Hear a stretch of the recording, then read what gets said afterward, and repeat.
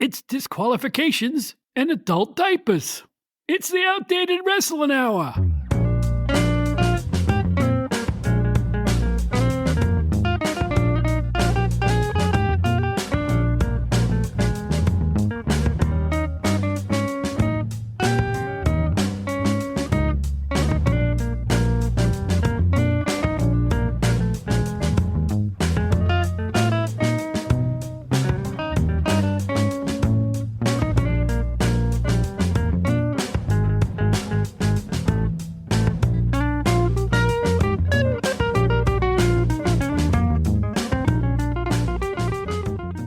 Hello again, everybody. It's Bob Smith. I used to be with Pro Wrestling Illustrated magazine, and this is the Outdated Wrestling Hour. Happy New Year to everybody out there. And I just want to say, many of you remember me from being in PWI magazine, and I suggest you go back in time and listen to a show with Craig Peters where we discussed the whole process of putting a magazine in our day, 80s and 90s, out. But now we're going to talk to one of the great writers and editors with today's PWI, Al Castle, about how they do it now. So let's get right to it. Enough of my yak. And here is PWI's Al Castle.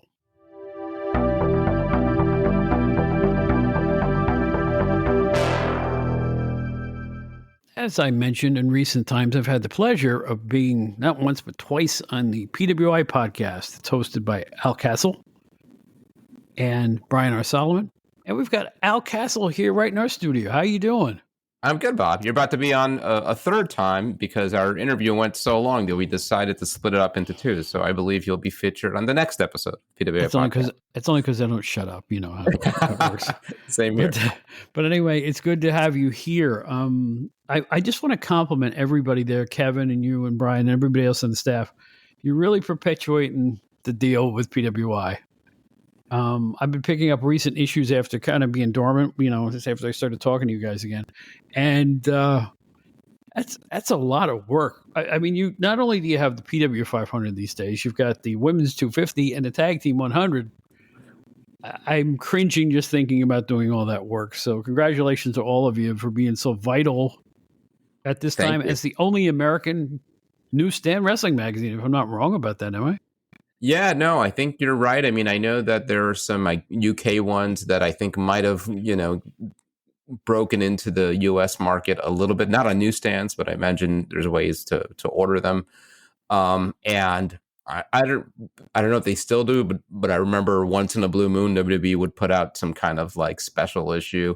They'll still put out like programs and stuff at live events, but it's basically just a picture book. Nobody's writing anything. So yeah, we're the last man standing, and we take it super serious, which I think both makes us sometimes the target of criticism for taking it too seriously. And I think it's also why we're still around, is that we do take it super seriously, and we're sort of gluttons for punishment, as you mentioned, with as if the 500 is not enough work. The women's list grew from in the early days, it was the female 50. Female 50, right? Yeah. And then it grew and grew and grew, and all the way to 250 now. And as if it wasn't enough, we decided to throw the 100, the tag team, which was also at first a 50, and it's grown to 100. And that one I take full responsibility for. The tag team ranking is my baby. I'm proud of it, and it's something that I pushed for years for, and then finally convinced them to do it, and instantly regretted it because of how much extra work I gave myself. I kid. It's a lot of fun, but that one in particular, for me, I think even more than the 500 and the 250 is a whole lot of work, because it is a committee of two, basically. It's me and Kevin putting it all together. Wow. All I can say is wow. And by the way, I commend you for going 250 for the women's wrestling, because wrestling for women, involving women these days, to me, is an equal playing field with the men. There's no question in my mind about that. You see women's matches do main events in WWE. So, right. And I think it's the healthiest thing for wrestling in, 30 years since I left the scene, because it's like, for a while, you remember the Attitude Era, how they treated women back then and things like that. Now women are looked upon as athletes there. they're attractive, but that's because they're athletic. You know, it's an entirely different way. They put them on an even keel, and it's working. In fact, I kind of like the women's division better than the men's sometimes. So, how do you feel about all that? We just had this conversation on a recent episode of the podcast with one of the women who was on the ranking committee. I'm not on the ranking committee of the 250, so I'm happy to accept your praise, but I don't deserve it. I help write it. I write the top 10, and so I write a good chunk of it, but I don't directly have a hand in choosing it, and I'm also super proud of what we've done with the women's list. I've got to say, it is sometimes sort of like fraught with a lot of complications, in part because increasingly women also have a part in the 500. You've seen more and more women on the 500, and certainly under Kevin's leadership, that's been more of a priority. Kevin's really pushed for inclusiveness. And so sometimes like it gets a little muddy, like, and there are questions like, well, if women are really welcome in the 500, do you even need a separate women's list? And it's something, is it time to meld it all, and make the 500 sort of everybody? Does that mean increasing the 500? Are we going to be, we're going to have a PWI 1000? The PWI 1000. Yeah, exactly. Yeah. But interestingly, like, you put this to a lot of women, including women wrestlers over the years. And I'm sure there are various opinions, but what I've heard more than anything is, no, we want our own list. Keep it the way it is. Yeah, I do think it's, and I don't know that I necessarily agree with the direction fully that we've gone with on some of this. I think a lot of it, is sort of messy, like who belongs where, and even the tag team list, complicates things a little bit. I feel like the tag team list in some ways has done more. It has done some good in that one of the issues we always dealt with, and I'm sure even back to your days with the 500, was like, how do you rank a really successful tag team wrestler relative to really successful solo wrestlers? So inevitably, somebody like a Matt Jackson or a Nick Jackson, who for a while were at the absolute top of their game, and you could say the same now for FTR or whatever. Like, how do you compare again a Matt Jackson to Roman Reigns? They really have different roles in the industry, and so inevitably, even a great tag team wrestler wouldn't show up until the 30s, the 40s, the 50s. And it seems sort of unfair. Whereas if you just gave them their own space and you recognize tag team wrestling as kind of its own thing, FTR now in the 4-year history of the tag team list is ranked number 1 twice. And so now I think they've really, not that they need us to do this for them, but they really emerged as one of the great tag teams of all time. Oh, yeah. I tend to agree with that. Absolutely. But, you bring up a good point. As I was doing the ratings for the first 2, it's interesting. You got one of the Steiners, at least one of the Steiners in the top 10 of the original. Yeah, but at that point, one of them was breaking a little bit solo at that point. It probably was Scott, I would think. And I think he was breaking out a little bit solo at the same time. Yeah. It depends on how they were programmed. But you make a good point. You take a guy like Bobby Eaton, who's really an all-time great. But at that point, he was heavily ensconced. You hardly see him during the Midnight Express era as a solo, ever. Right. So how do you rate him when you put a 500 out? I'm sure he was probably middling. As good as he was, I'd have to go back and look at the issue. I don't remember. But you make a great point there. That's a really... You guys think of everything, I'll tell you. And if you look at the teams that have ranked number 1 in the 4-year history of what was the Tag Team 50 and is now the Tag Team 100, you've had FTR twice. You've had, I believe the Young Bucks came in one a couple years back, and the Usos. Last year was really close. That was a tough year to decide on the two, because FTR had another great year last year. You could argue that FTR had a better year last year when they came number 2 than they did this year when they came number 1.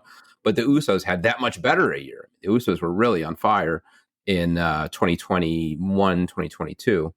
Those teams, Usos, FTR, Young Bucks, mean, those are Hall of Fame teams, all of them, Mm. and yeah, it's great to recognize them as such rather than, you know, another issue that would come up all the time with tag teams in the 500 is who goes first, and so we would, I remember like, and the ones that always come up are Nick and Matt Jackson, and it was like going through their individual records, and maybe in the course of a year they each would wrestle singles matches a handful of times, and maybe one of them won two singles matches and one of them won one singles match, and then that made the difference.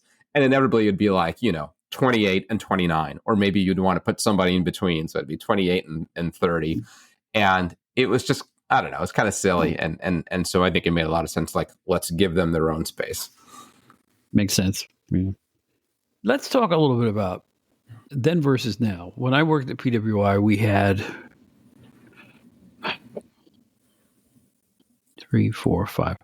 7 editorial staffers, a photo department, and this is just the wrestling side. I'm not counting the boxing side. Mm-hmm. We had a distribution center in the basement, which is really how they sold the back issues and stuff like that, and corporate offices in the front. My question for you is, and we all had to be there all the time. It was pre-internet, and you couldn't send in your articles. You had to literally be in that office 9 to 6 or whatever it was. My question for you is, what's it like today? I know that we are in a electronic world. I'm sure you don't have to be in the office in Pennsylvania all the time. How does it work with Kevin, the editor in chief? What's PWI like today? How'd you get your job anyway? Yeah, so I came in kind of, I think my era kind of straddles the two eras, the kind of the end of your era and where we are now. I joined in 2000. I've got the magazine in front of me because I thought this might come up. I believe it was 2007.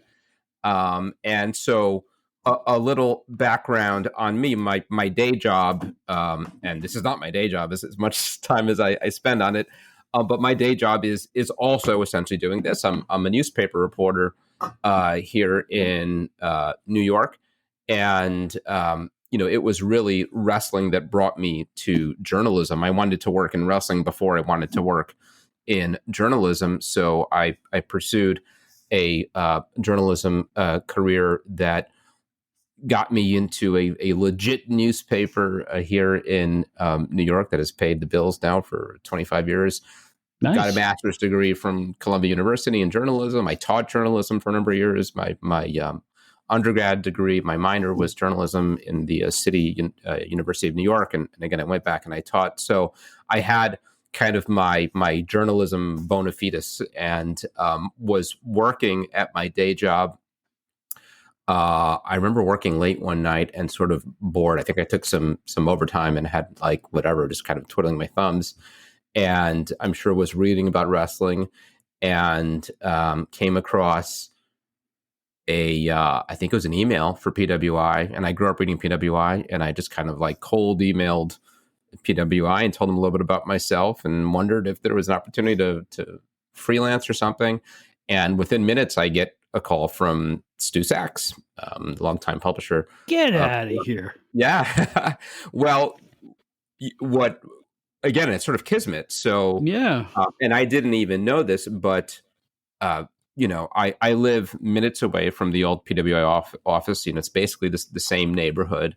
And my day job, where I work now and where I worked then, Stu used to work there also. That was one of his early journalism jobs, and we even knew some of the same people and stuff. So for Stu, I think it was like, oh, this is one of our guys, and so yeah, I couldn't believe how quickly I was on the phone with Stu Sachs and chatted a little bit. He assigned me, I think was like a writing test, and they'll do this from time to time for writers. Yeah. And it was super exciting for me because this was the time where it was still, again, kind of straddling the two eras. We were still, having a lot of fun making things up, these kind of kayfabe stories, and back then, and to some extent still like this now, they were just kind of a morsel of an idea, or maybe a lot of times and this stories would be born out of a great photo that we had, and like, can we take this photo and get a story out of it?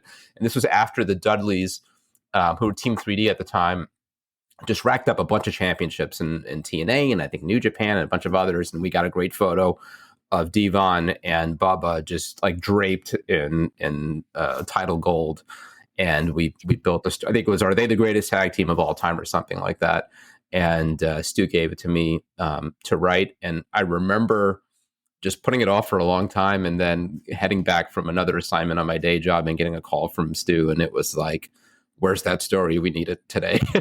And, just hurrying to turn it around. And I turned it around that day and got it to them. And, and from there, I think what's helped me a lot in Pro Wrestling Illustrated is, again, that like I came from, and it's not to minimize anybody else's experience, but, I was a reporter. That was my day job. That's what was paying the bills for me, and a writer, and that came in handy. I don't know that there was different experiences there at PWI, but I had like this journalism background that I think they really welcomed, and other folks did too. Harry Burkett was already at the magazine, and Harry wrote for different magazines over the years, and I was always sort of remote. I came in as a contributing writer somewhere along the way.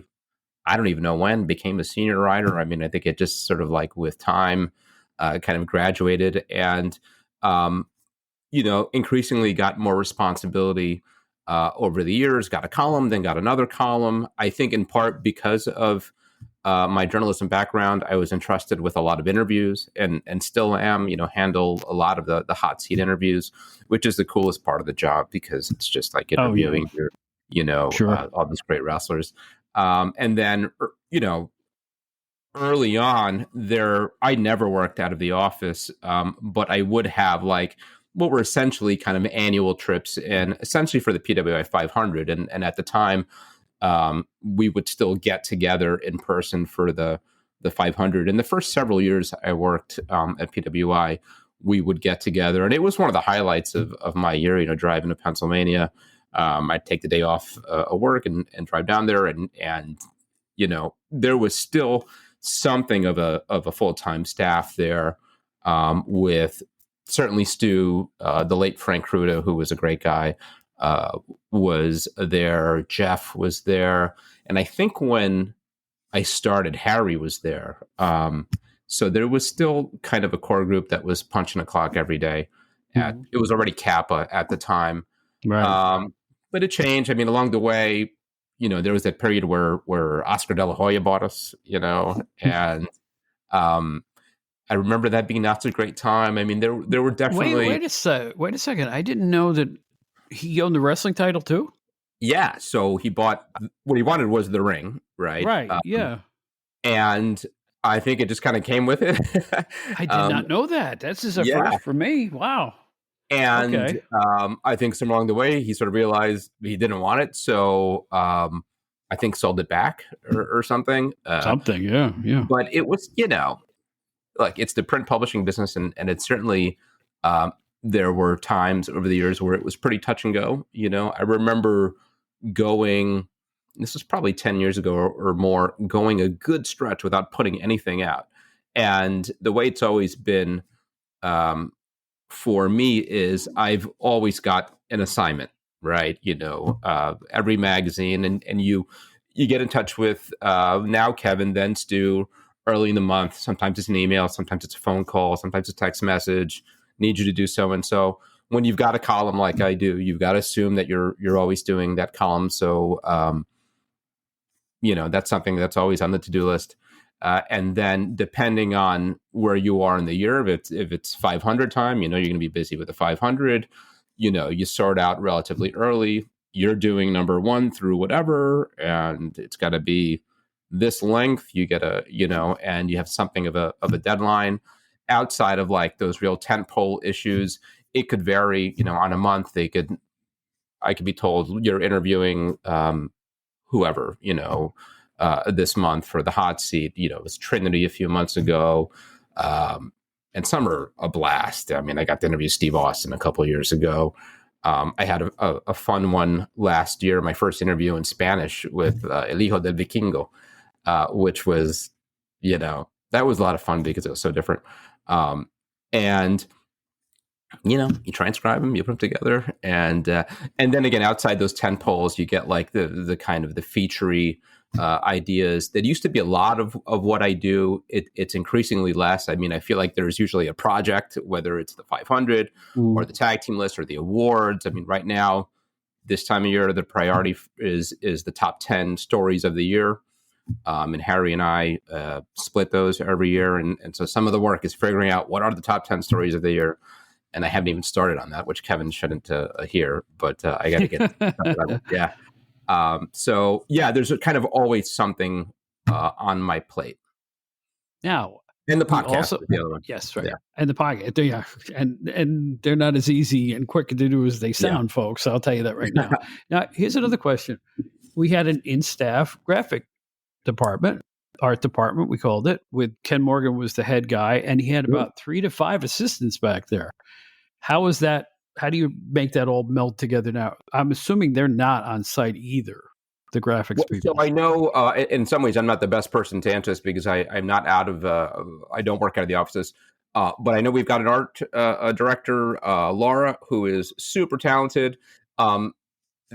They work across all the titles at Kappa. So actually, I got to, by chance, sit down with her kind of at length a few weeks ago. You may know Kevin's wife passed away some time back, and I drove to Pennsylvania for the first time in a long time over there for a memorial service, and just ended up seated next to Laura, who is the art director for Pro Wrestling Illustrated.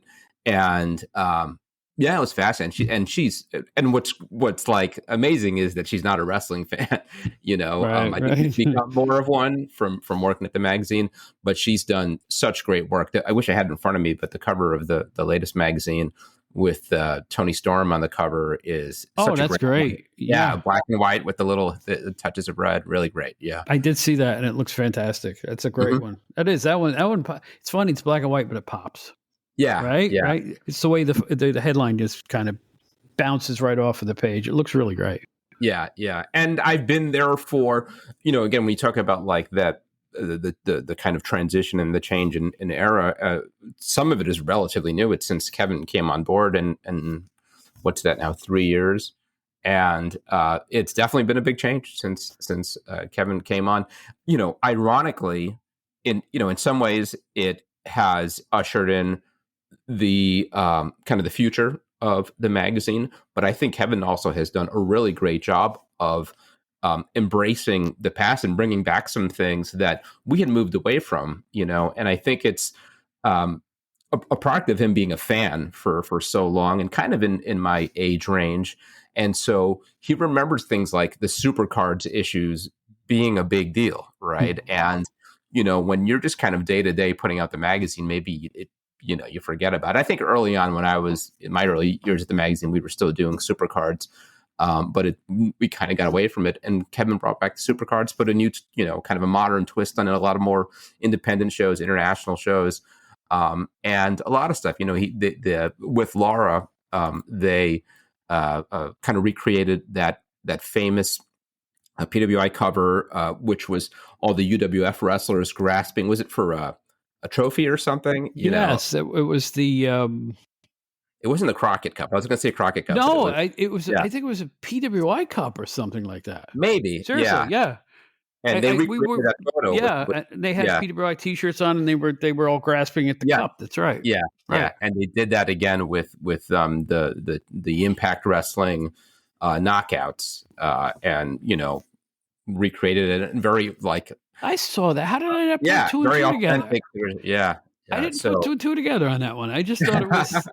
I guess I was too busy looking at the girls. I guess I don't know. Yeah, I was just the other day that for one issue, and I don't know what this took doing. I mean, imagine it didn't come that easy, but they brought back the fold out for Ethan Page, and I think Ethan Page sort of like was, his little angle that he wanted to be the one that brought back the fold out, and so we had the fold out again. So again, that's the kind of thing that I think comes from Kevin, sort of my generation, growing up with the magazines and appreciating like these little quirks that are sort of uniquely Pro Wrestling Illustrated.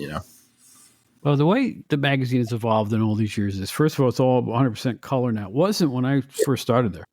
We would have a color section in the center and then the cover in the back and stuff like that. And I love that. It's so funny that like, this was always the standard, right? The gold, the brass ring, like full color magazine. And I get so nostalgic for those old magazines. When I pull one of my old magazines out and it's not color, it just makes me smile, You know what? I'm going to say something a little bit on topic, but off topic. In the 1980s, when I started in newspapers, the big thing then was we're all going to go to all color. We're going to do all color. That's happened in my day job too. Yeah. I think that the advent of color in newspapers is one of the things that helped kill newspapers. You think so? Yeah. Because here's why. They spent so much money converting printing plants and different papers and the ink costs. I am telling you, for somebody who worked for a company that had their own print plant, it killed them. Yeah. They did not get a bounce in sales after adding all that color and all that vibrant stuff. And, it was for the advertising. Hey, you can advertise your, appliance store in color now. Yeah. Nobody really cared. And I, it's the newspaper's a different thing than a magazine in my mind's eye. I think you want an all color, all slick magazine, but for a newspaper, you're going to read the news and then it becomes a fish wrapper. Yeah. Absolutely. Right. You know what I'm saying? So it's like, but in your case, in PWI's case, I mean, now it's square bound. I never thought I'd see the day. Mm-hmm. So, yeah, we never did that. It's lost on me. Yeah. And it's funny. So I'm coming at it, both in Pro Wrestling Illustrated and in my newspaper job in from the perspective of sort of the content creator.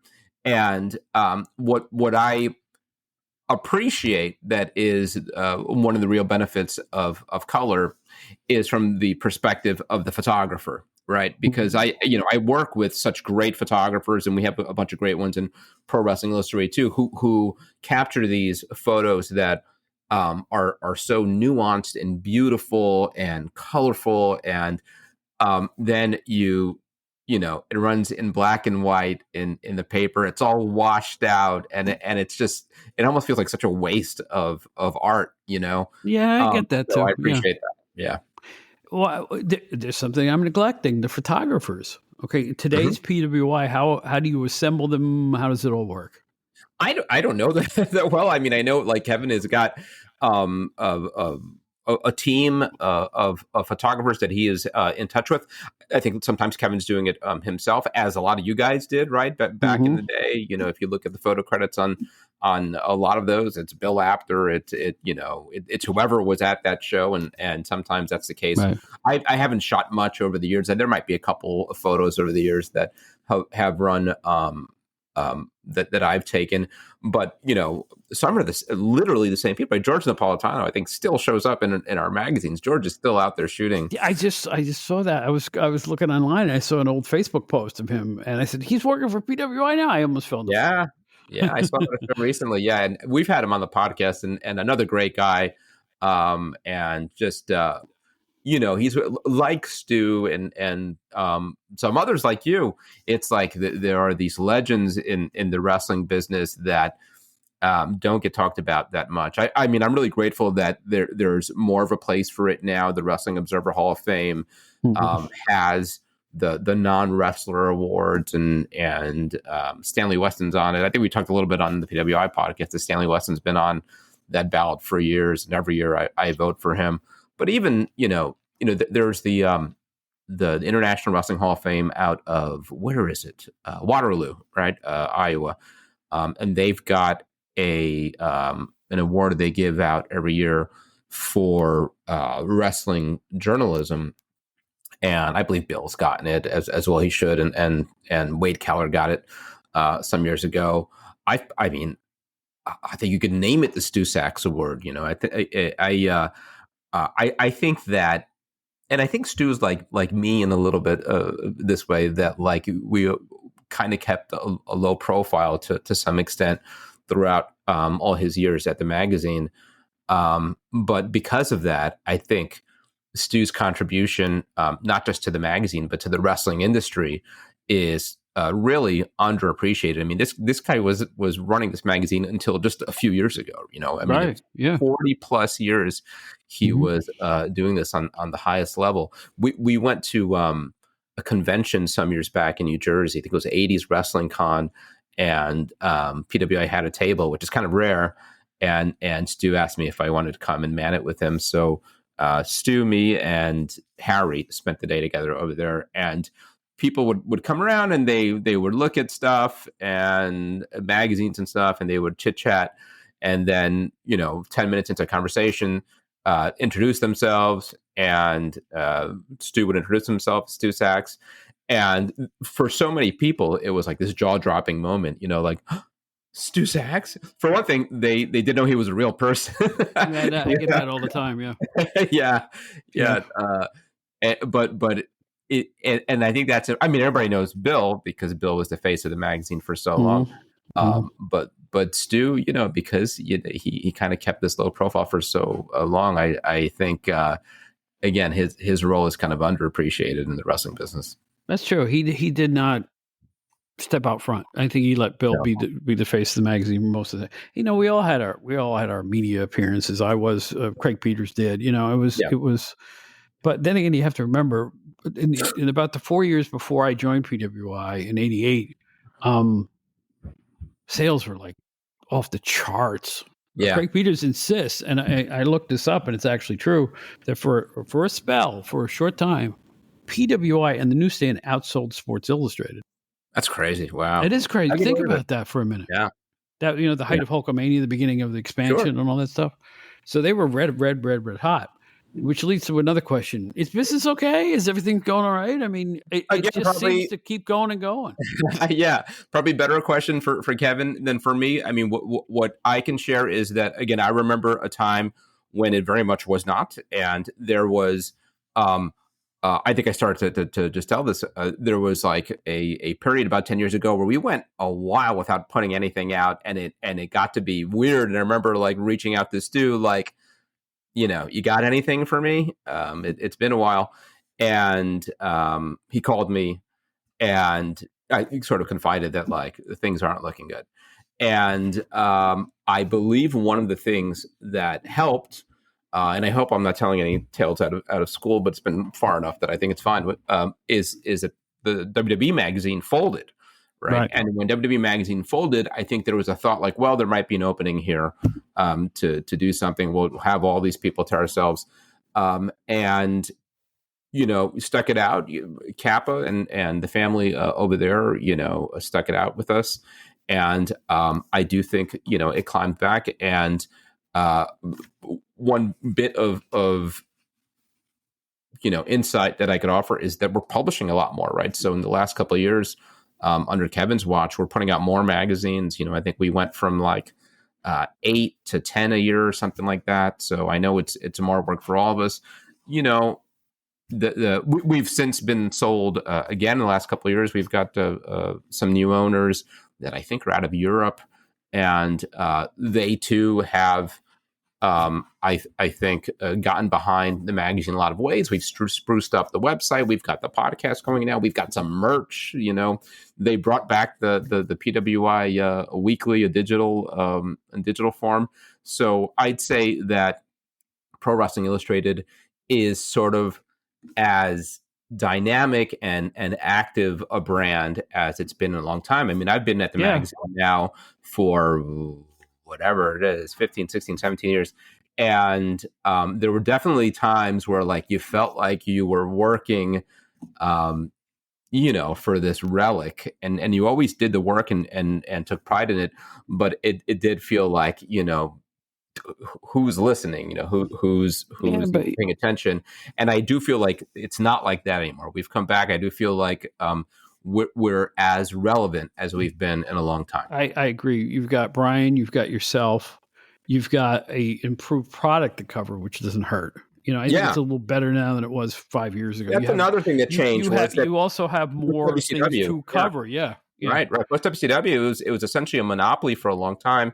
TNA was around But they were never as big a player as some might think. And I even remember, and I think we talked about it on the PWI podcast. One of the big changes was when after Stu left was that world title status that was so precious, And I remember it was like a big debate about giving TNA world title status, and we eventually did, and we ended up rescinding it years later because it was so clear that their audience had shrunk to a point that, like, realistically, how do we consider them a world title? And then when Kevin came back, it is once again a world title. Yeah, but I do think I'll count this year as kind of a revival for you guys in my mind's eye. Because, I started, once I started to get to know you and Brian, I started to pick the magazine up again. I had been a digital subscriber for a long time through Amazon. Yeah. It was $15 a year. How could I say no to that at that point? It's not there anymore, unfortunately. But, so now I'm going to my local Rite Aid store and I see it, it comes out every month. Yeah. That's why, the PWI 500 and the women's with mommy on the cover and all that stuff. It was, so now I'm finding myself picking it up like I used to when I was younger. Subscribe. You'll save and that's a kick. That's a kick. What was that? A plug. If you subscribe, you'll save off the cover price. I think I know, but I'm kind of getting off on going back into the newsstand. You're not wrong. And the other thing, which I don't know if I should even be saying, but I certainly experience is when you subscribe. Not always, but sometimes my magazine comes in the mailbox in bad shape, right? I mean, I don't know if the mailman's having a bad day or something, but you look forward to the PWI 500 issue like all year long, and you come and it is just tattered and beat up, and often in the Barnes and Nobles or whatever, you could get a nice. You're not alone, because I used to subscribe to scads of magazines, and they would always come looking like someone else read them and threw them on the floor when they were finished. Pages flipping about and dog ears and you name it. Yeah. So it sounds like things are percolating pretty good over there, and I'm really glad to see that. And Kevin's a great guy too. I had a little dealings with him, like I said, a few years ago, and I'm just excited that you guys are still out and about and doing the thing, because it's like it has such a big place in my heart. Yeah. And I know that, like, when you and Brian are concerned, people are going to look at you two guys in 20 years the way they look at me now. Oh, I don't know. I mean, it's a different. No. People value this stuff. You're acting like I did when I left the magazines. I was like, oh, who gives a rat's ass? And I left and I put it in a drawer and I left it cold. Even though I was doing more freelance for other magazines, I just, when I left there, it was like a cosmic screwing sort of because of the times. Anyway, I think one of the things 30 years later that people remember. Yeah, that's great. And I think for us, one of the things that's really helped in terms of getting us out there is stuff like this, podcasts, which weren't even really a thing when I started, certainly in your time, but even when I started at the magazine. And that was another thing that I don't know if maybe organically would have happened anyway, but I was certainly pushing for a podcast for years with Stu. And then he finally it's almost 10 years now that we started the podcast. I think 2015 we started, and he finally kind of let me do, and I had to sort of figure it all out on my own, how to record it. And I remember those early ones. I literally like recorded a phone call. I remember with Craig Peters on like a cassette, and had to figure out how to get this cassette into my computer for one of those early interviews. And I was editing it all, and I did for years on my old MacBook, putting it all together, and that helped somewhat, and both in terms of getting us out there and appearing on other people's podcasts, and PWI 500 season. There's always one of us on Busted Open or something, and Candace, who's one of our writers, is kind of a regular on Busted Open. So there's just more opportunities now. If you were like a wrestling writer, I feel like there was a place for them in the 80s and 90s, and that's why promoters would embrace Bill and you and do stuff with you. But that kind of in between era, I don't know that it was worth a whole lot, a wrestling magazine writer, because so much of it had moved to the internet.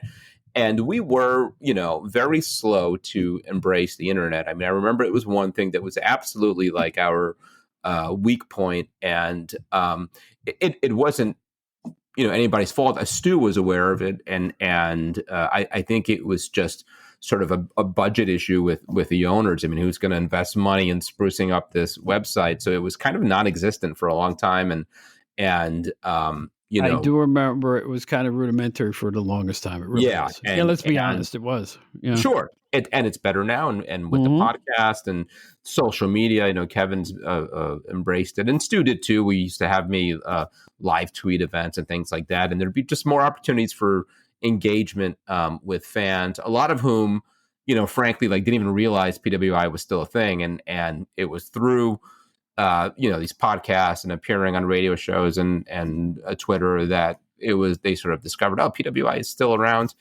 Which was really cool. Another really cool thing about our podcast, and in some ways this has nothing to do with like even getting the word out there or spreading the name of the magazine, is that you talked about like those days of working together in that kind of like fraternal atmosphere in sort of the PWI offices, newsroom, and that hasn't existed in a long time.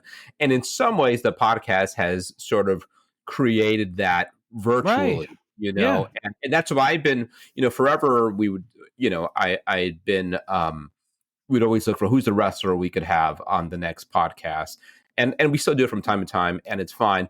But I've moved more towards having, members of the PWI staff on, and we've gotten most of them on in the last few months. And it's great because even if it's just me and Brian, I don't know.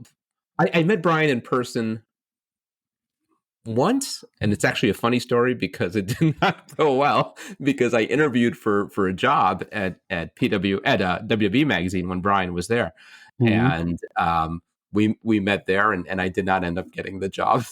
And then years later, I had him as a guest on the podcast, and we had such a great conversation. We'd really hit it off.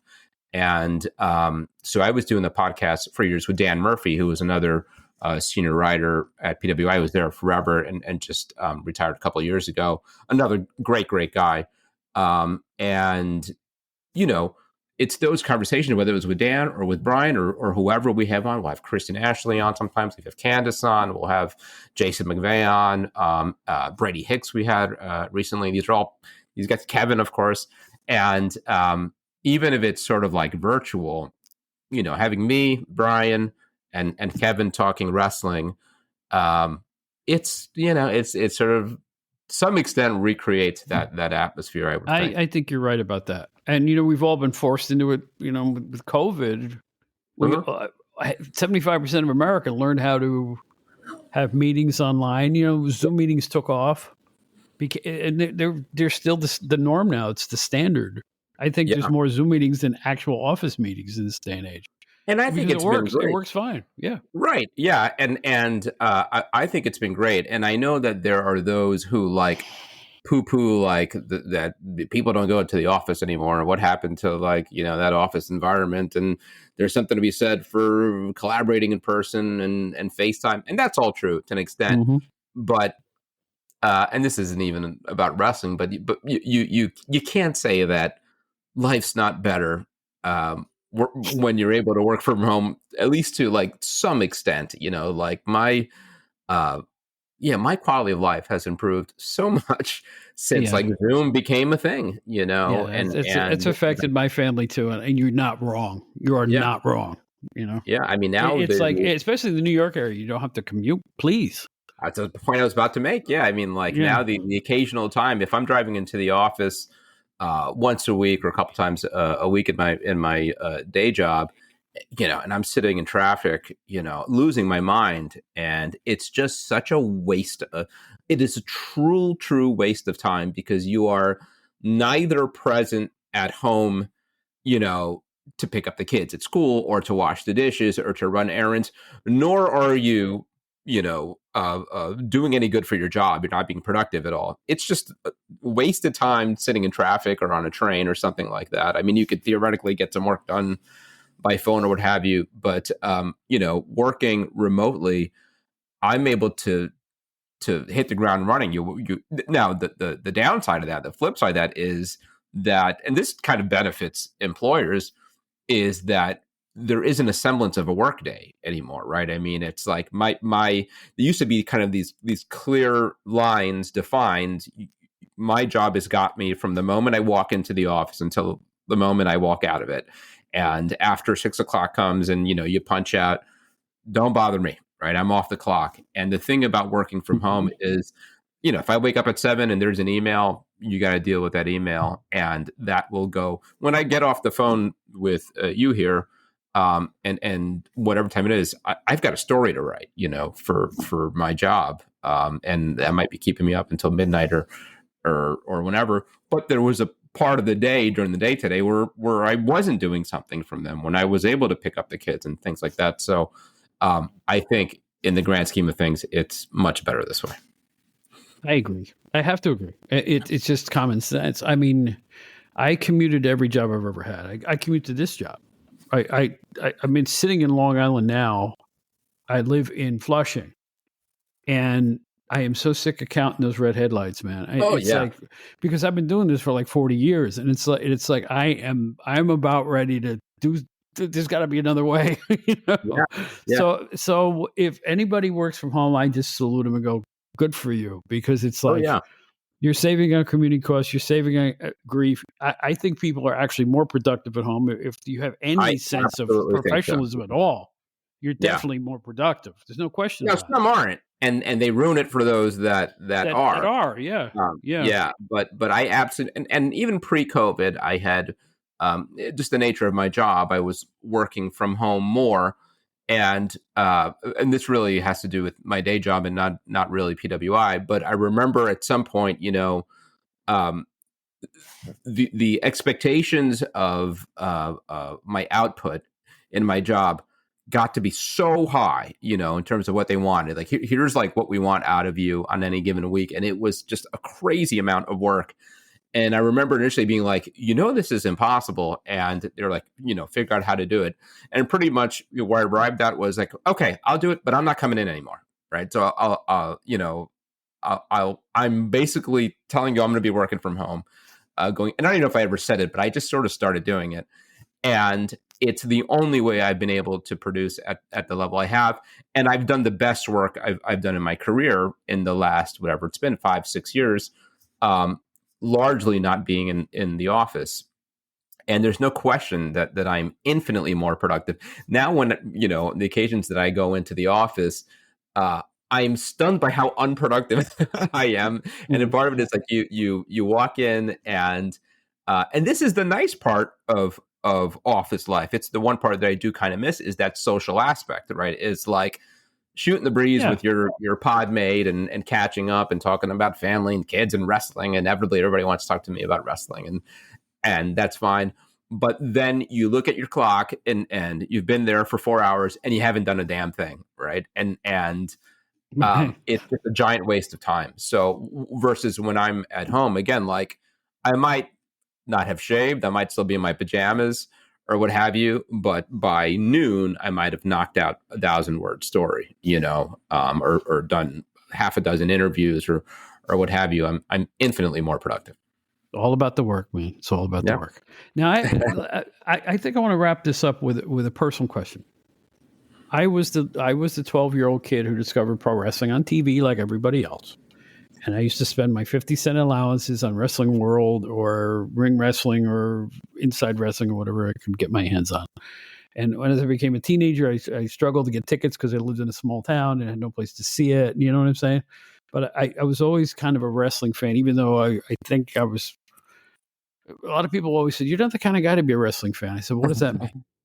You know what I mean? Because I was always like real smart and real literate, and But what are you doing in wrestling? I said, "Well, I like it." It was just that simple. You're sort of ahead of your time, because I think Dave Rosenbaum used to ask me, "So what are you doing in wrestling? You used to work in baseball." I said, "I want to do wrestling." And I remember Bill Apter just going like this. Because everybody else, it seemed like everybody else in the office wanted to be a sports writer. Mm-hmm. I had been a sports writer, but I wanted to do the wrestling. I just enjoyed it so immensely. My question is this: I used to ache. I mean, I was an adult, a young adult, when I spent $1,000 in 1980 on that new machine called the VCR. The Yeah. tape, the Bruno Sammartino Got Letters of Bisco tape. one here. I've got one there, and I've got one in that room up there. Good for you. All mine are ancient history. No, wait a minute. I have one in my bedroom. I forgot. I still have a VCR. If I want to, this will work. But let me here's turn my it for a question. second. Hold on. There you go. Oh, look at this. See that blockbuster? It's my own blockbuster. Yes, folks, you can't see this, but he has an unbelievable rumpus room here, or den, I should call it. He's got all kinds of wrestling figurines behind him, as if they're on display in a store. Go back around. I saw glass cases back there, right? Look at this huge WWF logo on the. And those are all VHS tapes, and there's a bunch of all my wrestling figures, some of my wrestling figures there, and that I just put up is my own blockbuster inside the house. And those are all VHS tapes on shelves with a big blockbuster sign on top. Very impressive. Yeah. And a nice fan and a foosball table to boot. So. Yeah. Now, here's my question to you. As someone, I was fanatical about wrestling. Now that you're working in it, and I fluked into it, now that you're working in it in the same similar job that I had, do you look at this as, this is really cool, I can't believe this is happening? Because I always felt that way.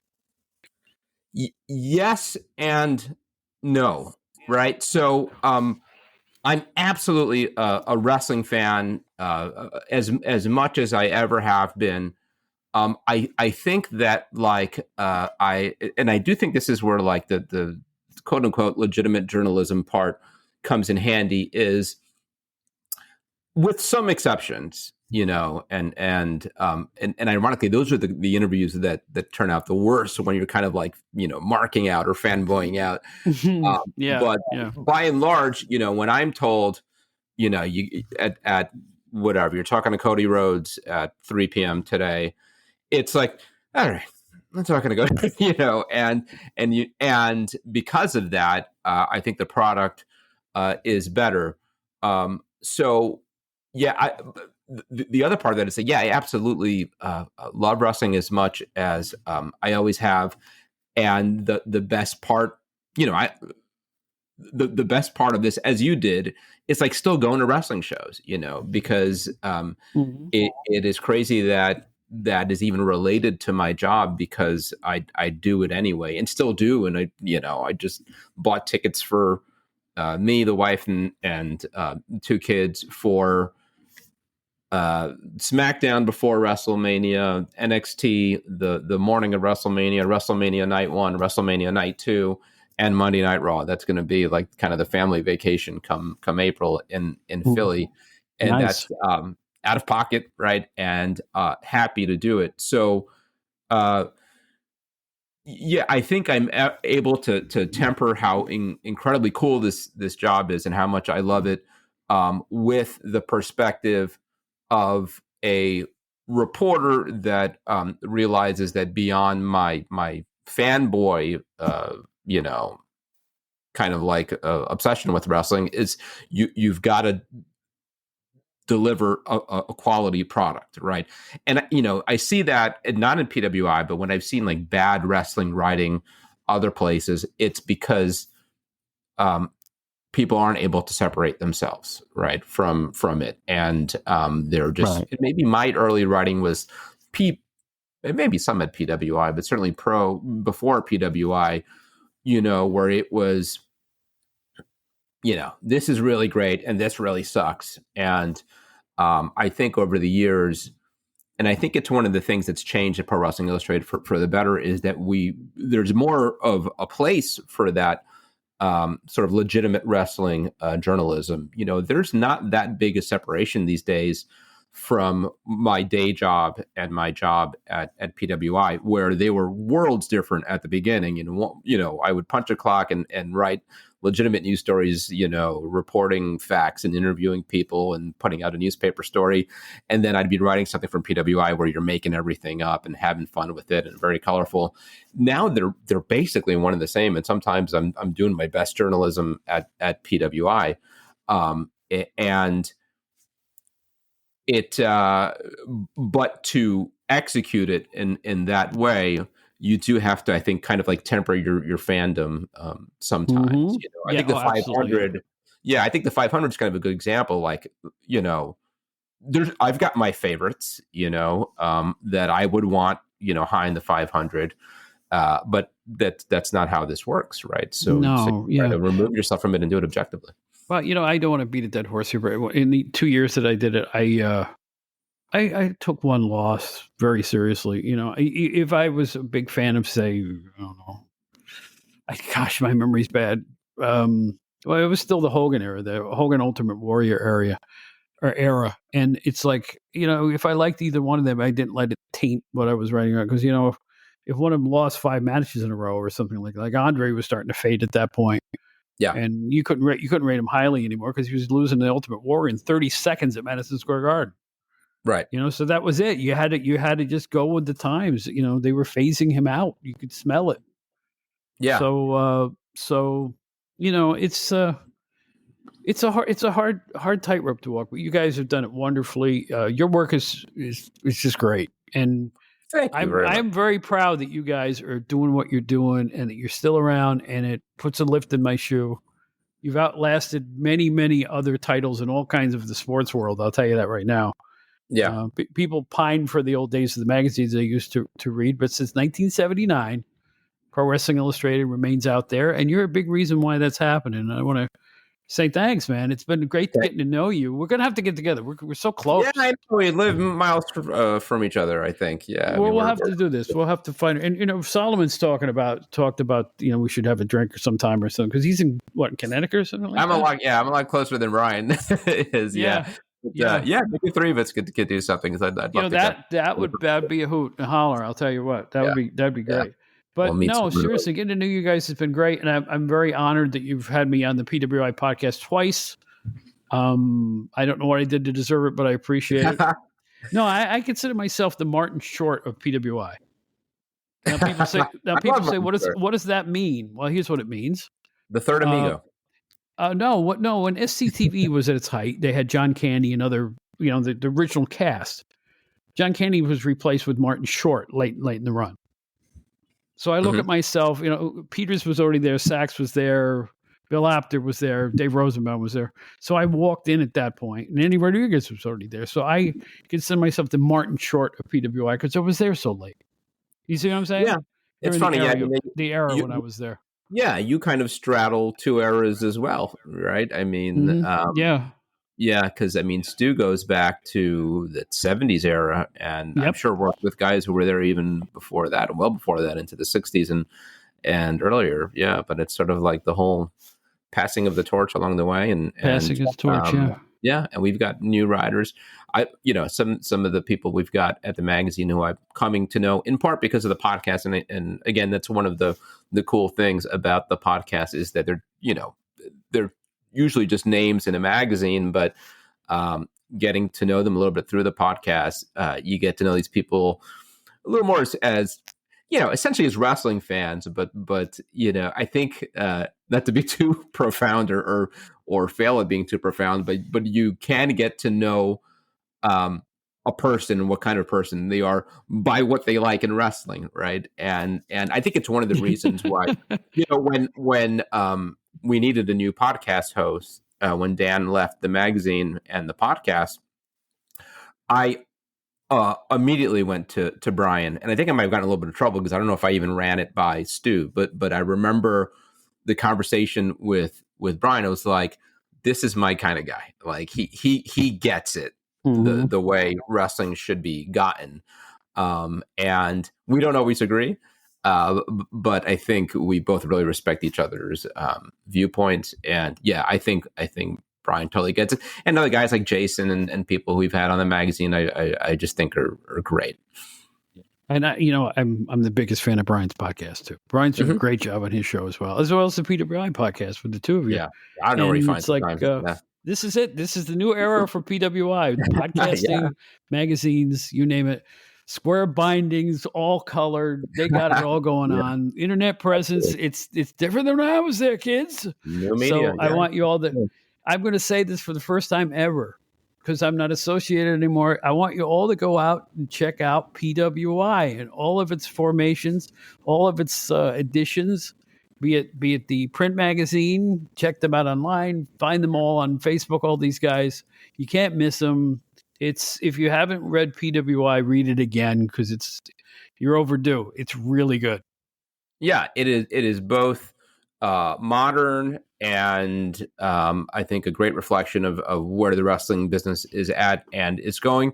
And also, if you're a traditionalist, we're still doing things that you loved from 30 and 40 years ago. We still got the ratings in the back. We still are covering live events. We still have our annual awards and the 500 and the PWI poll and so many of these features that you loved maybe when you were a kid or 30, 40 years ago, are still going strong. So it is both the magazine that you remember, and it is also, I think, a reflection of how wrestling has evolved. That is, something, I'm going to leave it right there because, that's perfect. No, that's perfect. I was thinking the same thing. It still retains the PWI flavor, but in the modern way of today, in today's terminologies and stuff like that. I don't know how else to put it, but it still works. So, Yes. And by the way, I want to give a shout out to Kevin McElvaney as well, a great guy who's doing a great job. Absolutely. I'm glad I got to know him a little bit a couple of years ago, and he's the guy to kind of lit the fire on both you and me to do another interview. So I appreciate that from Kevin. Good dude. Yeah, absolutely. Great guy. Yeah. And this, folks, is Al Castle, one of the best wrestling writers in America today. Al, great talking to you again, man. Same here. Thank you so much, Bob.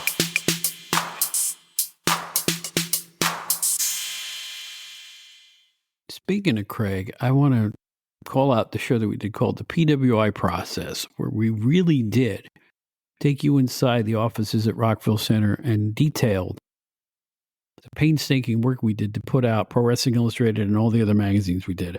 It is a real look inside. I don't think it's ever been expressed anywhere, any place. If you're curious how we put all those magazines out, listen to that show. Go to, like I say, our website, outdatedwrestlinghour.buzzsprout.com, and look up the show called the PWI Process. You won't regret it. I heard back from a lot of the staffers, and they all agreed with what we had to say, and I'm really glad that we were able to talk about that in public after all these many years. Hang on. We'll be right back after this very quick message. Ladies and gentlemen, Wrestling Fans International Association is back. That's right, the premier fan club association of the 1970s and 1980s has been revived and is back in business. Join today. It's free at thewfia.org. That's thewfia.org. You can also join us on Facebook at facebook.com/groups/WFIA 1969. Once again, I want to thank Al Castle for being here. Getting to know him and Brian Solomon has been a wonderful experience, and Kevin as well, the whole bunch at PWI. They're doing a fantastic job. And yeah, I get asked this all the time. Do you miss the PWI days? And the answer is yes, I do. I worked for a lot of publications, a lot of companies after I left PWI, and nothing quite measured up to it in terms of the enjoyment I had, I'll tell you that much. And would I go back? Are my skills too fogyish? Has wrestling changed too much? I don't know. I don't think there's any such thing as a full-time job covering wrestling anymore. I think the people that do it as an adjunct to something else that you're doing. It's just the way of the world. It's kind of like retailing. Before I started in magazines and newspapers, I had a retail job. And back then, early 80s, you can make a good living as a full-time retail manager.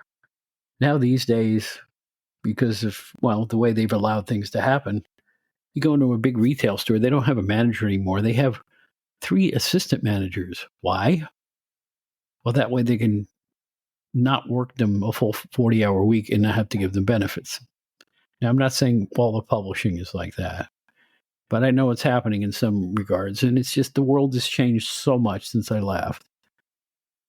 I did some interesting things in my years since PWI. I actually worked for the Troll Children's Book Club Company, which is one of the best jobs I ever had. It was spectacular in New Jersey, and they were wonderful people, and one of my great memories. 3.5 years there. It was great. And then I worked for a variety of entertainment publications. But see, that's the word, publications. They're going out of business fast and furious. Newspapers are ending. The world has just changed. I don't feel like doing SEO writing, like I've always said on the show numerous times. I will not do SEO writing. I would rather not work in the field. So, which leaves me here on the podcast. You know what? I'm having fun doing it. I have a full-time gig that keeps me gainfully employed as well, and another job that I'm working at. So life's pretty good, although I am super busy. And that's our show for this week. We hope you enjoyed it.